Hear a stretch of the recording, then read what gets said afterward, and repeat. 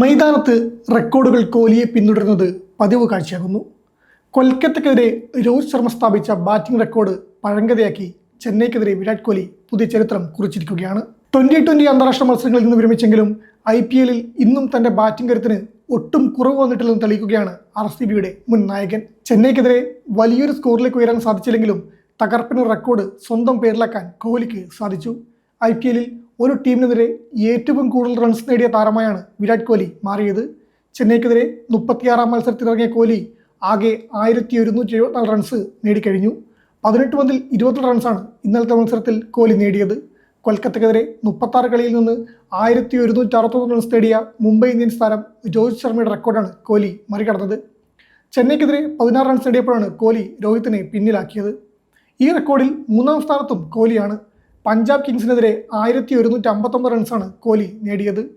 ഡൽഹി ക്യാപിറ്റൽസിനെതിരെ 1130 റൺസും താരം നേടിയിട്ടുണ്ട്. KKRനെതിരെ 1023 റൺസാണ് കോഹ്ലി ഇതുവരെ നേടിയത്. IPL 8 സെഞ്ചുറികൾ കോഹ്ലിയുടെ പേരിലുണ്ടെങ്കിലും ചെന്നൈക്കെതിരെ ഇതുവരെ 3 അക്കം കടക്കാൻ അദ്ദേഹത്തിന് സാധിച്ചിട്ടില്ല. സൺറൈസേഴ്സിനെതിരെ ആദ്യ മത്സരത്തിൽ 38 പന്തിൽ 69 റൺസുമായി കോഹ്ലി മികച്ച പ്രകടനം നടത്തിയിരുന്നു. ഇന്ത്യയുടെ 2020 ടീമിൽ നിന്ന് 2024 ലോകകപ്പ് നേട്ടത്തോടെയാണ് കോഹ്ലി വിരമിക്കൽ പ്രഖ്യാപിച്ചത്.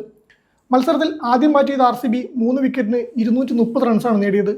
ടിം ഡേവിഡ് 25 പന്തിൽ 70, ദേവദത്ത് പടിക്കൽ 29 പന്തിൽ 50, ഫിൽ സാൾട്ട് 30 പന്തിൽ 46, ക്യാപ്റ്റൻ രജിത് പാട്ടിദാർ 19 പന്തിൽ 48 എന്നിവരാണ് RCBക്കായി ബാറ്റിംഗിൽ തിളങ്ങിയത്. മറുപടിക്കിറങ്ങിയ CSKക്ക് 19.4 ഓവറിൽ 207 റൺസ് എടുത്ത് കൂടാരം കയറേണ്ടി വന്നു. സർഫ്രാസ് ഖാൻ 50, പ്രശാന്ത് വീർ 43 എന്നിവർ മാത്രമാണ് CSKക്കായി ഭേദപ്പെട്ട പ്രകടനം നടത്തിയത്.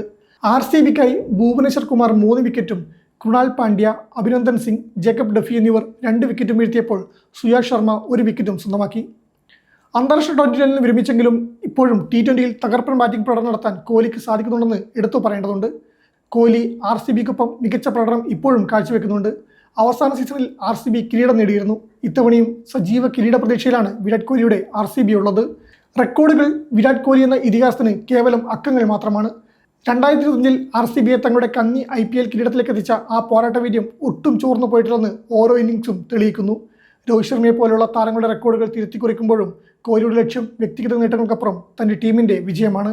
ലോകകപ്പ് വിജയത്തോടെ അന്താരാഷ്ട്ര T20 നിന്ന് പടിയിറങ്ങിയെങ്കിലും IPL മൈതാനങ്ങളിൽ ഇന്നും താൻ തന്നെയാണ് രാജാവെന്ന് അടിവരയിടുകയാണ് കിങ് കോഹ്ലി. ചെന്നൈക്കെതിരായ ഈ റെക്കോർഡ് നേട്ടം വരാനിരിക്കുന്ന കൂടുതൽ മാന്ത്രിക പ്രകടനങ്ങളുടെ വെറും തുടക്കം മാത്രമാണ്. RCB ആരാധകർ ആവേശത്തോടെ കാത്തിരിക്കുന്ന തങ്ങളുടെ പഴയ നായകന്റെ ബാറ്റിന്റെ ചൂടേറ്റ് ഇനിയുമേറെ റെക്കോർഡുകൾ കടപുഴകുന്നത് കാണാൻ കാത്തിരിക്കാം.